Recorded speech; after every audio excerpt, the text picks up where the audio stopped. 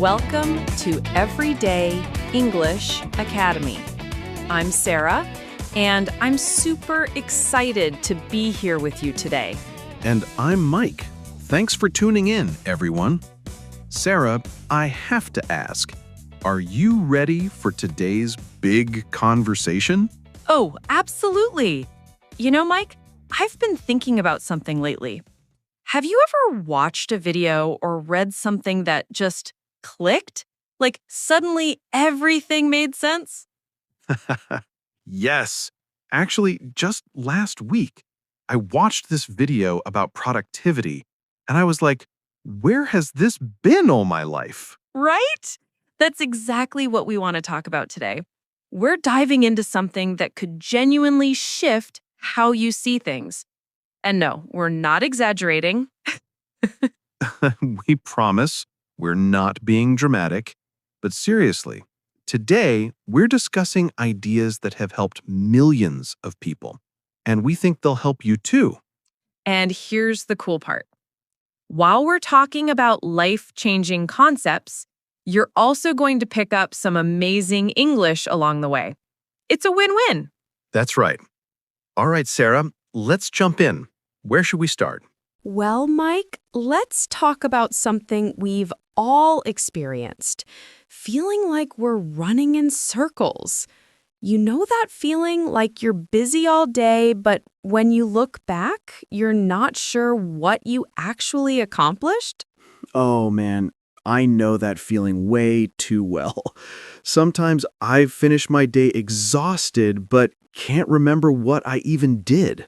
Exactly. And that's where many of us get stuck. We confuse being busy with being productive. But here's the thing, they're not the same at all. Right. Being busy means your calendar is full. Being productive means you're actually moving forward toward your goals. Perfect explanation. So let's break this down. What stops people from being productive? Well, first, distractions. We live in a world full of notifications, messages, and endless scrolling. Oh man, I know that feeling way too well. Sometimes I finish my day exhausted, but can't remember what I even did. Exactly. And then there's something else. We often lack clear priorities. We try to do everything at once instead of focusing on what truly matters. That's so true. I used to make these massive to-do lists with like 30 things on them. And by the end of the day, maybe 3 were done, and I felt terrible about it. Oh, I've been there too. But here's what changed things for me. I learned about the power of focusing on just 3 main tasks per day. Not 30, just 3. 3 tasks? That sounds almost too simple. I know, right? But think about it. If you accomplish 3 important things every day, that's 15 things in a week, 60 in a month. That's real progress. Wow. When you put it that way, it really adds up. So the key is choosing the right 3 things, the ones that actually move you forward. Exactly. Not just any 3 tasks, but the ones that matter most. And that brings us to something important, learning to say no. Saying no. That's tough for a lot of people, including me. We want to help everyone, be available for everything, but that spreads us too thin. Completely. Here's how I think about it.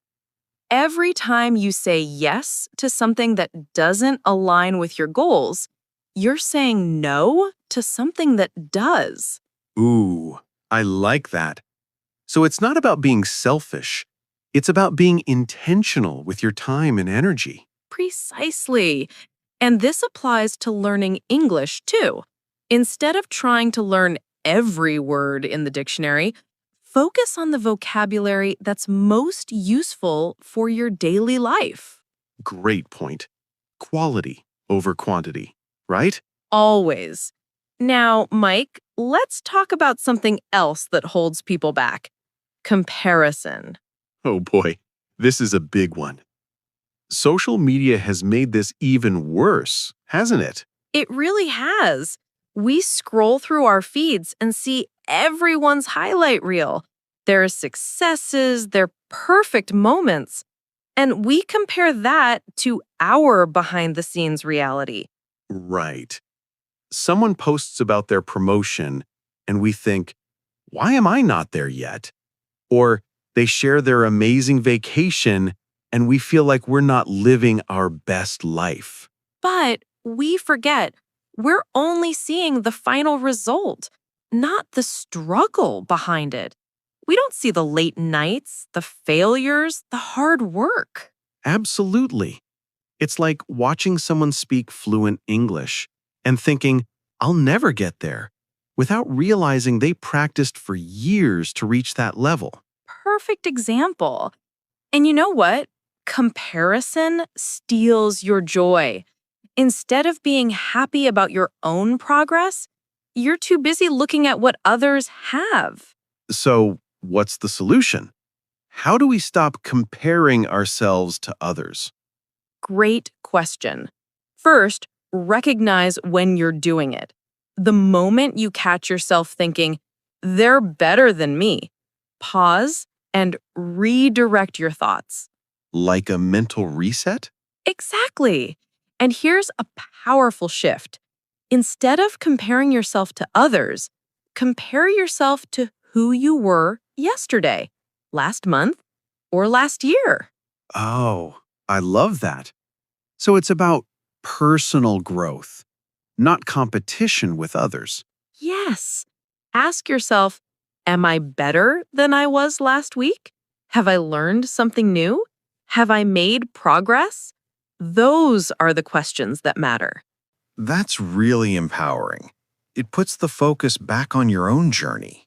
Exactly.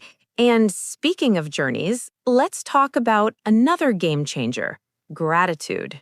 Ah, yes. Gratitude is one of those things everyone talks about, but not everyone practices.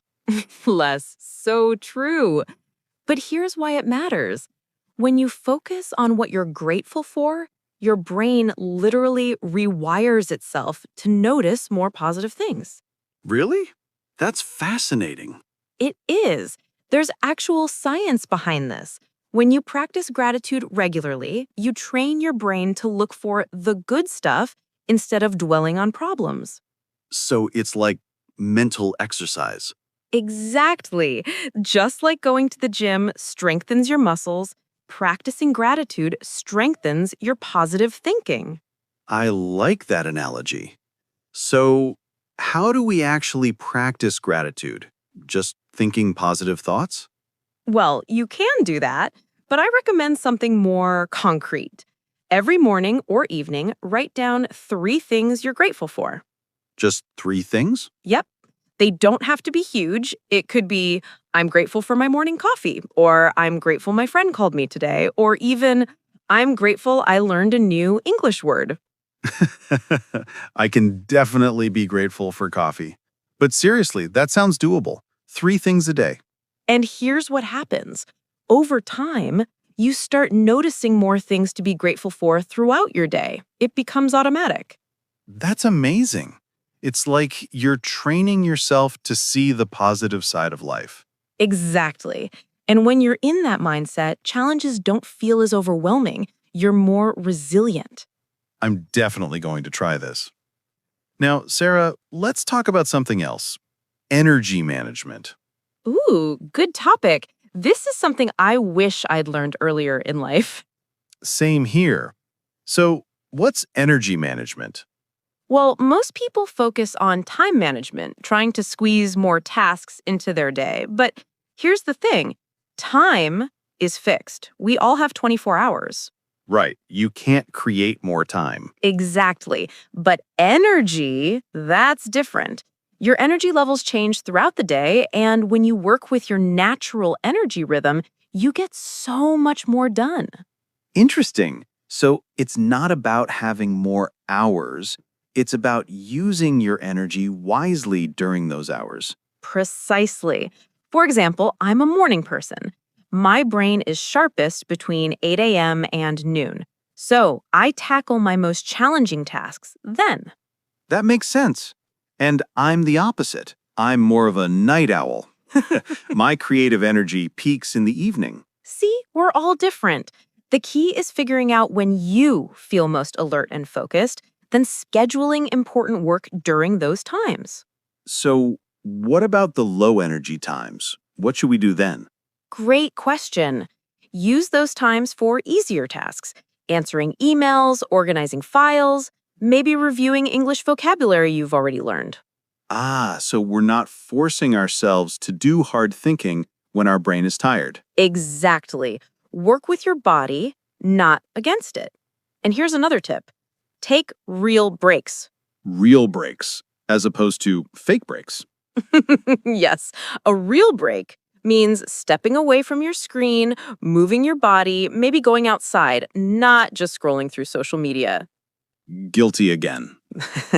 I definitely need to work on that. We all do. But seriously, even a 5-minute walk can recharge your battery and help you come back focused.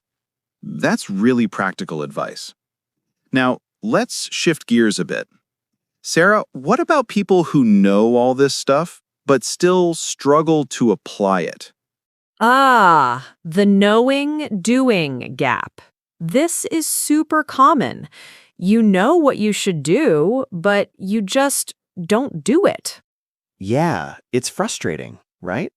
Like, I know I should practice English every day, but sometimes I skip it. Totally normal. Here's the thing. Knowledge alone doesn't create change. Action does. And action requires removing friction. Removing friction? Can you explain that? Sure. Friction is anything that makes starting harder. For example, if you want to practice English, but your materials are in a drawer across the room, that's friction. Oh, so it's about making good habits easier to do? Exactly. Reduce the steps between you and the action. Keep your English notebook on your desk. Have your podcast app ready on your phone. Make it effortless to start. And I guess the opposite is true for bad habits. Add friction to make them harder? Yes. If you want to spend less time on social media, log out of the apps. That extra step of logging back in creates just enough friction to make you pause and think, do I really want to do this? That's clever. Small changes, big impact. Exactly. And here's one more thing about taking action. Celebrate small wins. Celebrate? Like throw a party? Not quite. But seriously, when you complete a task or stick to a habit, acknowledge it. Give yourself credit. Why is that important? Because your brain loves rewards. When you celebrate, your brain releases feel-good chemicals that make you want to repeat that behavior. So we're basically training ourselves like... I was going to say like a dog, but that sounds weird. I mean, you're not wrong. We're using positive reinforcement. It's how habits stick. I love it. So if I practice English for 10 minutes today, I should celebrate that, even if it's just telling myself, hey, good job. Absolutely. Progress is progress, no matter how small. And those small moments of acknowledgement add up over time. This has been such a valuable conversation, Sarah. I feel like we've covered so much. We really have. And you know what? Everything we've talked about today, productivity, gratitude, energy management, taking action, these aren't just life tips. They apply to learning English too. That's so true. The same principles work for everything. Stay focused, be consistent, celebrate progress, and don't compare yourself to others. Exactly. Whether you're improving your life or improving your English, it's all connected. So, to wrap things up, what's the one message we want our listeners to take away from this episode? I'd say this: you have the power to change your life, starting right now. Not tomorrow, not next week, today. And it doesn't require massive changes. Small, consistent steps in the right direction will get you there. Perfectly said. And remember, every time you listen to a podcast like this in English, you're already taking action. You're learning, you're growing. Let's help each other grow.